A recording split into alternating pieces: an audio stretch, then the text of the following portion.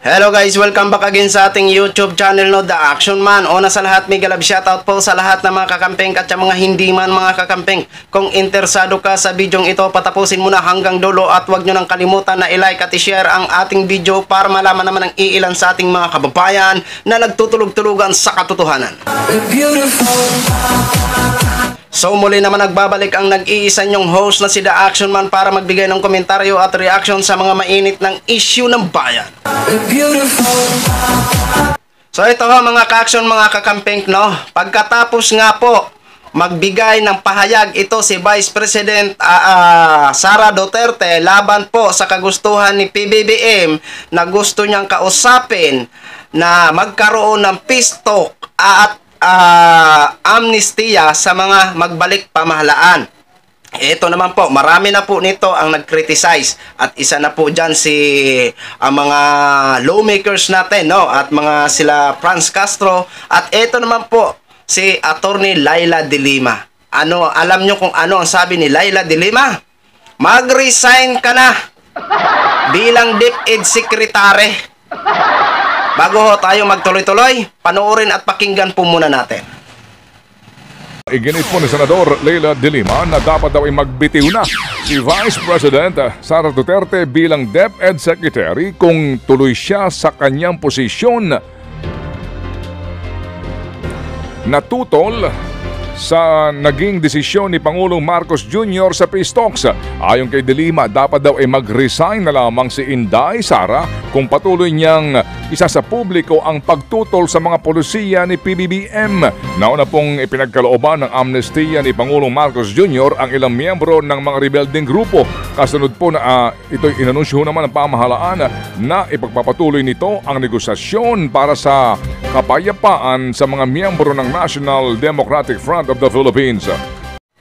So yun na ho mga ka-action no, napanood na po natin at napakinggan po natin ang sinabi ni Attorney Laila De Lima about dito sa sinabi ni Vice President Sara Duterte.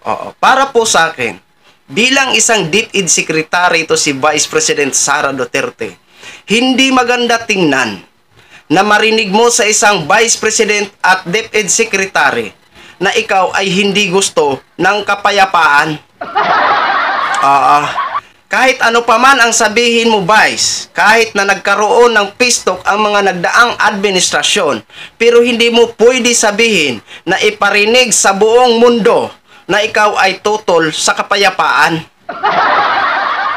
Maaring sinabi mo na hindi sila sincerity sa kanilang mga pagpipistok, pero bakit hindi ho natin itry na kausapin sila ng gobyerno? Baka naman kasi ma-assure natin na sila po talaga ay susunod sa mga nasabing pag-uusapan sa nasabing peace talk. Paano natin malaman, paano malaman ng gobyerno kung hindi sila kausapin muli? Wag ho tayo mag-isip ng negatibo. Dapat lagi na lang positibo, positiba. Di ba? Ano na lang po ang masasabi nito ng mga teachers, mga mag-aaral na ang isang DepEd Secretary ay ito na lang ang naging pahayag. Ayaw ng kapayapaan, gusto niya magulo. Di ba? Malinaw naman ho eh. Ayaw niya makipagpisto. Anong mangyayari? Kaguluhan lang dito sa Pilipinas lagi. Di ba? Sa mga paaralan ay may subject about sa kapayapaan. Di ba? Pinag-aaralan ang kapayapaan na sinasabi. Ngunit sa isang sekretary ng DepEd, ito lang ang maririnig natin. Ayaw ng kapayapaan, tutol sa kapayapaan, tutol sa amnestiya. Di ba? Ano po ang masasabi nyo dito? Ano po ang masasabi nyo sa panawagan ni Attorney Laila De Lima? Tama ba na mag-resign na lang si Sara bilang isang DepEd Secretary? Kasi kung ako ho ang tatanungin, ay agree.